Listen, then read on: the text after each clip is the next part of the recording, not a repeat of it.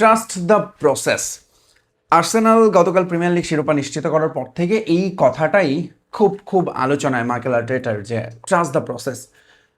এই কথাটা কেন বলছি? বাংলাদেশ আজকে টেস্ট ম্যাচ জিতেছে পাকিস্তানের সঙ্গে, ঐতিহাসিক জয়, এবং এই জয়টার আসলে অনেক অনেক অনেক মাহাত্ম্য আছে। কিন্তু সবার আগে আমার হঠাৎ করে মনে পড়লো যে ট্রাস্ট দ্য প্রসেস। এবং এই কথাটা কেন মনে পড়লো? কারণ বাংলাদেশে আমরা কখনোই টেস্ট ক্রিকেটে অন্তত প্রসেসটা মানতে চাইনি।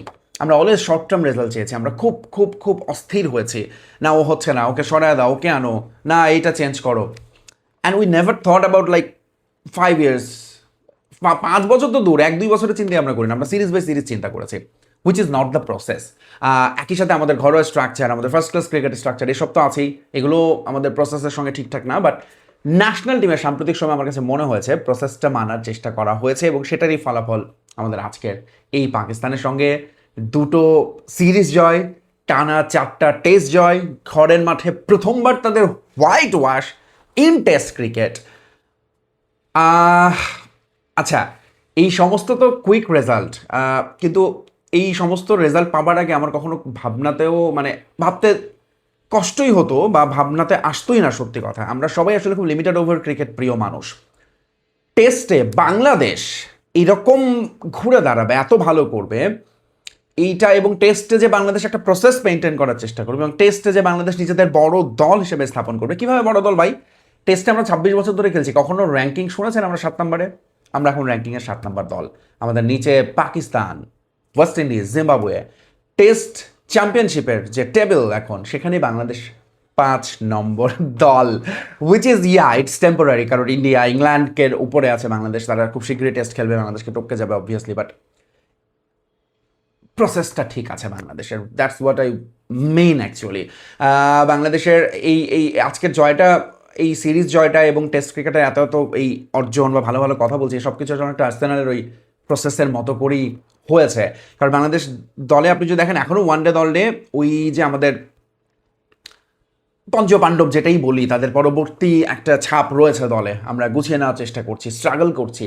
হঠাৎ করে আমাদের ফেভারিট জনরা 50 ওভার্স, 20 ওভার্স, সেখানে যদিও সেখানেও বাংলাদেশ আস্তে আস্তে এখন প্রবাবলি বেটার ক্রিকেট খেলছে, but still a long way to গো।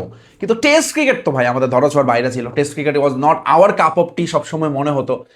সেই টেস্ট ক্রিকেটে বাংলাদেশ প্রসেসটা মেনটেন করেছে কীভাবে? কিছু কি প্লেয়ারদের বাংলাদেশ টেস্ট ক্রিকেটের জন্য, এখন আমরা হয়তো এটা নেগেটিভলি নিতে পারি, যেভাবেই নেই, সাদমান, জয়, মমিনুল, তাইজুল, আমাদের একটা test cricket bunch of test players, Mushfiqur Rahim এখন এই প্যাকের নেতা।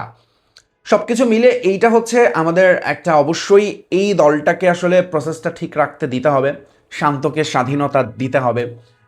দলের মধ্যে যে বন্ডিং, আপনারা যদি ওই যে লিটন কুমার দাসের ম্যাচের আগের পডকাস্টটা শুনে থাকেন, তাহলেও টের পাবেন যে বাংলাদেশ এই দলটার মধ্যে একটু ডিফারেন্ট। এই দলটার কথাবার্তা, আচরণ, সব কিছু মিলে সত্যিই আলাদা, যেটা নাজমুল হোসেন শান্ত মিন করেছেন, যে তারা আসলে এখন খেলাটাকে নেক্সট স্টেপে নিতে চান, এবং সেটার একটা পদক্ষেপ আজকে আমরা দেখলাম। এগেইন পাকিস্তানের সঙ্গে সিরিজ জয়, probably Pakistan not the best team in the world right now, they are not even in the best shape. তাদের টেস্ট ক্রিকেটের পারফরমেন্স যদি দেখেন, শান মাসুদের ক্যাপ্টেন্সি যাবে যাবে অবস্থা, তাদের পেস বোলিং ভয়ঙ্কর খারাপ সময় পার করছে তাদের ইতিহাসের। বাট স্টিল আমরা টেস্ট ক্রিকেটে খেলে জিতেছি, যেখানে আমরা স্ট্রাগল করি জিম্বাবুয়ের সঙ্গে, যেখানে আমরা স্ট্রাগল করি ওয়েস্ট ইন্ডিজের সঙ্গে, যেখানে আমরা স্ট্রাগল করি আফগানিস্তানের সঙ্গে, সেখানে আমরা পাকিস্তানের সঙ্গে with dominating our pace bowling, যেটা আমাদের সারা জীবনের ল্যাকিংস ছিল টেস্ট ক্রিকেটে, পেস বোলিং, সেইটাকে আমরা ওভারকাম করতে পেরেছি। নাও কামিং টু দিস ম্যাচ, এই ম্যাচটা কেন স্পেশাল? শুধুমাত্র এই সমস্ত কিছুর জন্যই না, এই ম্যাচটা স্পেশাল হওয়ার বড় reason, we played as a team, যেটা আমি আগের ভিডিওতেও বলেছি, আগের ম্যাচেও বলেছিলাম। এই ম্যাচে হ্যাঁ, Liton Kumar Das man of the match, Mushfiqur Rahim man of the series. Mushfiqur Rahim যে আসলেই তিনি যে নিজেকে আসলে একটা লেজেন্ডারি কাতারে নিয়ে গেছেন। আপনি দেখেন, সাকিব, তামিম গ্যাঞ্জাম করেই শেষ সময়টা পার করে দিয়েছে। মুশফিক 40 বছর হতে চলেছে, শেষ সময় তার, আমরা যদি বলি ক্যারিয়ারের, কোনো দিকে ফোকাস নেই, শুধুমাত্র খেলা খেলা খেলা খেলা খেলা, কোনো কন্ট্রোভার্সারি, কোনো আদার। হ্যাঁ, এখন আপনি হেলমেটের ওই দৃশ্যটা নিয়ে হয়তো কথা হতে পারে, বাট মুশফিক এরকম ইমোশনাল, ভেরি ভেরি ইমোশনাল, কিন্তু তিনি সেটা কাটায় নিতে পারেন। এবং একটা জিনিস আমি আপনাদেরকে বলে রাখি, এটা অনেকেই ওপেন সিক্রেটের মতো, মুশফিকুর যেদিন রান করেন না যে কোনো ফরম্যাটে, এটা এতদিন ধরে সবাই জানতো, সেদিন তার সঙ্গে কেউ কথা বলতো না, ভয়ে যে মুশফিক বিস্ফোরণ হবে, এবং মুশফিক কারোর সঙ্গে কথা বলতেন না। তিনি রান করে আসতেন ড্রেসিং রুমে, সমস্ত ক্রিকেটাররা খুব সাবধানে থাকতো যে এখন মুশফিককে ঘাটানো যাবে না। এবং তিনি তার বাড়িতেও কথা বলতেন না, এটা নিয়েও অনেক মজা হয় সাংবাদিকদের মধ্যে বা বন্ধু মহলে, যে তিনি তার ইভেন তার ফ্যামিলি মেম্বারদের সঙ্গে কথা বলেন না ঠিক মতো। ম্যাচে খারাপ করলে, ভালো করলে মুশফিক খুব জলই থাকেন, কিন্তু সেদিন ভালো করার পরে কেন মুশফিক এরকম করেছিলেন আমার মনে হয় কথাটা বলা দরকার। দুটো রিজন আছে। একটা হচ্ছে যে শান্ত বা বাংলাদেশ ড্রেসিং রুম থেকে খুব প্রেস করা হচ্ছিল, যেটা মুশফিক পছন্দ করেননি। Like every gap in between overs, মানে প্রত্যেক ওভারেই প্রায় মেসেজ দেওয়া হচ্ছিল, ড্রেসিং রুম থেকে প্রেশার দেওয়া হচ্ছিল। So Mushfiq didn't like it, এবং তার ওই বিস্ফোরণটা হচ্ছে তখনই যখন শান্ত তাকে পিঠে একটা ট্যাপ করেছে, অ্যান্ড মুশফিকের রাগটা যে শান্তের উপর ছিল সেটা তিনি হেলমেটের উপর করেছেন, নিগড়ে দিয়েছেন। এটা একটা রিজন। আরেকটা রিজন কি, না মুশফিক কোনো পার্সোনাল গ্লোরির জন্য খেলতে চেয়েছিলেন বলে আমার মনে হয় না, এখানে পার্সোনাল গ্লোরির কিছু নাই। বাট মুশফিক চাইছিলেন যতটা সম্ভব অবশ্যই সেফ স্কোর করতে। একটা সময় কিন্তু আজকেও আমরা সকালবেলা ভাবছিলাম যে স্কোরটা বোধহয় সেফ হলো না, তাই না? মুশফিক এক্সপেরিয়েন্স, ওইটা ছাড়াও সেফ স্কোরের পাশাপাশি একটা আমরা জানি এখন টেস্ট ক্রিকেটের নতুন নিয়ম অনুযায়ী রোলার একটা বড় রোল প্লে করে। সো মুশফিকুর রহিম চাইছিলেন রাতটা পার করতে যেন সকালবেলা রোলিংয়ের ডিসিশনটা নিতে পারেন তার বোলারদের জন্য। Probably it was in his mind. So সে সব, বাট দ্যাট ইজ পাস্ট, এবং বাংলাদেশ দলে আমার মনে হয় না এটা খুব বড় কোনো প্রভাব পড়বে বা বড় কোনো আচর হয়ে দাঁড়াবে, প্রশ্নই আসে না। So hats off to Mushfiqur Rahim, যে তিনি তার নিজের ফোকাস ঠিক রেখে এই বয়সে সেরকম পারফর্ম করে চলেছেন, বাংলাদেশ দলের জয়ের নেতা হতে পেরেছেন, player of the series, now player of the match Liton Kumar Das deserve ইট। তিনি প্রায় 200 রান করেছেন 2 ইনিংসে। বাট যদি আমার হাতে ক্ষমতা থাকতো প্লেয়ার অফ দ্য ম্যাচ দেয়ার, আমি কিন্তু এই পুরস্কারটা তাইজুলকে দিতাম। লিটন কুমার দাসকে আমি অন্য কিছু দিতাম, তাকে আমি অন্যভাবে অ্যাওয়ার্ড দিতাম।